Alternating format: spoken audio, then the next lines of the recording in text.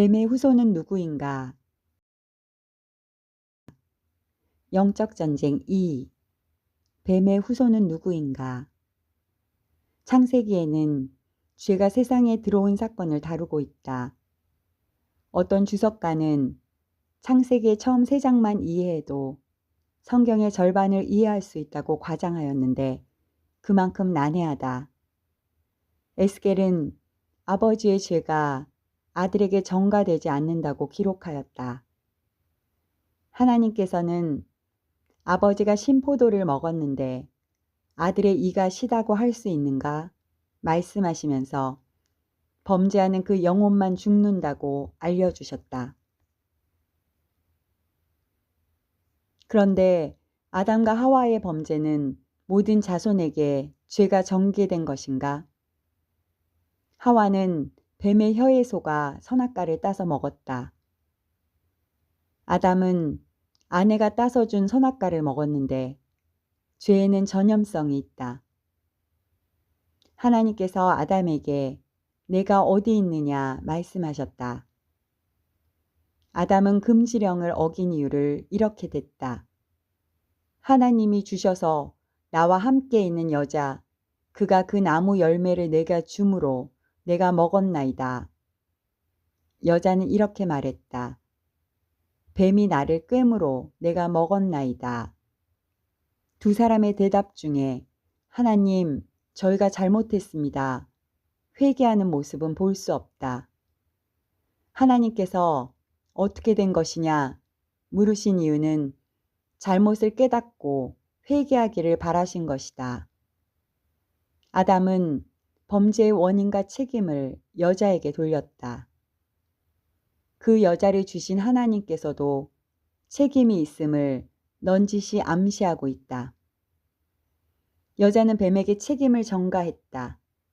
뱀이 저를 속여서 제가 따서 먹었습니다.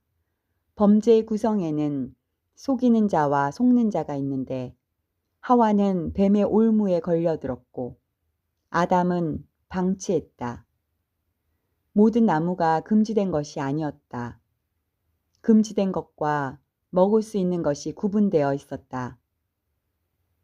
하와가 선악과를 따서 먹을 때 아담은 어디에 있었을까?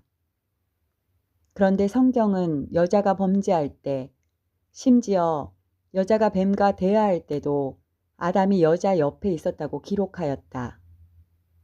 너희가 결코 죽지 아니하리라. 함께 있는 남자에게도 주매. 뱀은 여자에게만 말하고 있지 않았으며 아담은 여자가 선악과를 따는 행동과 먹는 것을 옆에서 관망하고 있었던 것으로 보인다. 하와에게 아무런 일이 일어나지 않자 하와가 따서 주는 선악과를 받아 먹었다. 아담은 하나님의 명령보다 아내의 말에 더 귀를 기울였다. 한편 여자는 뱀과 대화를 하면서 뱀에게 마음을 열었다. 여자가 뱀의 말에 맞장구를 쳐주자 하나님의 명령을 엉뚱하게 해석하고 불순종하는 생각을 갖게 했다. 범죄에는 이런 구성 요소들이 있다. 여기서 뱀의 정체에 대해서 알아야 할 필요성이 생겼다. 성경에서는 뱀을 단순히 들짐승으로 표현했다. 그런데 뱀의 후손과 여자의 후손 사이에 원수 관계가 생길 수 있다는 의문을 갖게 만든다. 뱀은 도대체 무엇인가? 이것을 이해하기 위해서는 두 마리의 뱀이 있다는 이해가 전제되어야 한다. 두 마리의 뱀이 있었다. 한 마리는 보이는 들짐승으로 우리가 지금 또 보는 뱀이다. 또 한 마리는 보이지 않는 영적인 뱀으로 사탄이다. 마치 가롯 유다에게 사탄이 들어갔는데 가롯 유다는 들짐승 뱀과 같고 그들에게 들어간 뱀은 사탄인 것으로 생각할 수 있다.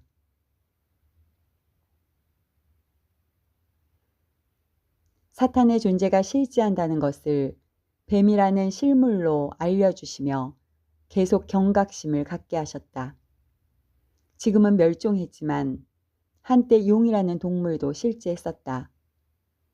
뱀과 용은 둘 다 눈에 보이는 사탄의 아바타다. 당시 하나님께서 지으신 들짐승 중에 뱀이 가장 강교하였다.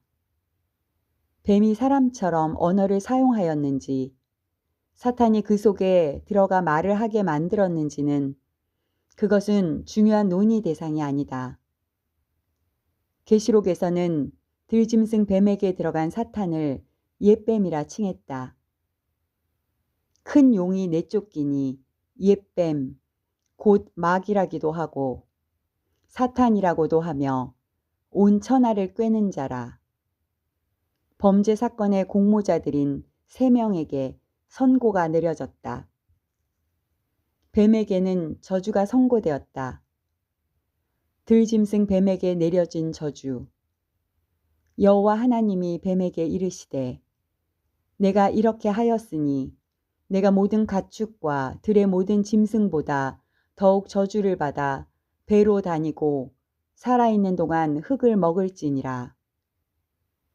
옛뱀 사탄에게 내려진 저주. 내가 너로 여자와 원수가 되게 하고 내 후손도 여자의 후손과 원수가 되게 하리니 여자의 후손은 내 머리를 상하게 할 것이요 너는 그의 발꿈치를 상하게 할 것이니라. 1. 배로 기어다니고 흙을 먹는다. 뱀이 저주를 받기 전에는 발이 있었고 서서 다니거나 뛰어다녔을 것이다. 고대 근동 미술에서 뱀이 서서 걸어다니는 모습이 종종 등장한다. 뱀이 흙을 먹는다는 것은 문자적으로 해석하기보다는 동물 중 머리를 가장 흙에 가까이 대고 다닌다는 의미로 해석할 수 있다. 흙먼지는 최고의 수치이며 뱀은 수치스러운 짐승의 대명사가 되었다. 뱀은 누구나 혐오하여 멸시와 굴욕과 증오의 대상이 되었다. 재미있는 사실은 자연이 완전히 회복된 천년 왕국에서도 뱀은 흙을 먹는다는 사실이다. 이리와 어린 양이 함께 먹을 것이며 사자가 소처럼 짚을 먹을 것이며 뱀은 흙을 양식으로 삼을 것이니 하나님의 권위에 도전한 죄로 뱀은 다시 걸을 수도 없게 되었다. 2. 역사적인 범죄를 통해 세 종류의 원수 관계가 생겼다. 1. 뱀과 여자 사이. 들짐승, 뱀.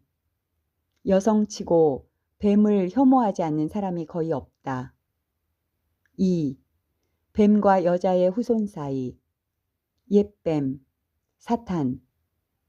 여자의 후손은 내 머리를 상하게 할 것이요 너는 그의 발꿈치를 상하게 할 것이니라. 이 부분에 대한 것이다.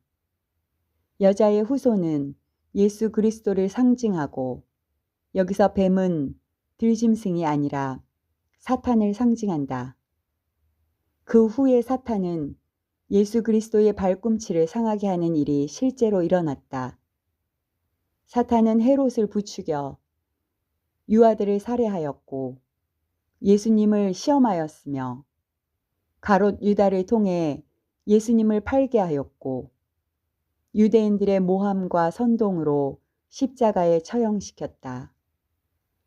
하지만 그리스도께서는 부활하심으로 발꿈치의 상처가 치유되셨을 뿐 아니라 인류에게 구원을 안겨주심으로 사탄의 머리를 깨지게 했다. 머리가 박살나는 것은 치명상이다. 사탄은 최종적으로 모든 권한을 박탈당한 후 불못에서 영원히 형벌을 받을 것이다. 3. 뱀의 후손과 여자의 후손 사이. 옛뱀, 사탄.